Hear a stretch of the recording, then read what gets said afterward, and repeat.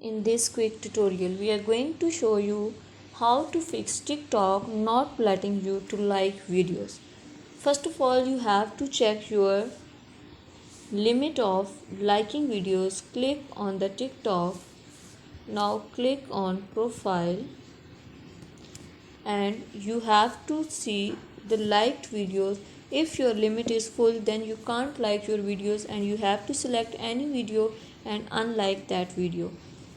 If you don't have if you have space to like other videos, then you have to click on the profile, click on the three marks which are appear on the right top corner, click on setting and privacy. Now scroll this screen and click on free up space. Now click on clear cached and clear all the cached. Then you will have to more space in your TikTok app. Then you are allowed to like other videos. That was all. Please consider your support by commenting, liking, sharing and subscribing to our channel for more valuable content in the future. Your engagement is highly appreciated. I wish you very good luck. Thanks a lot.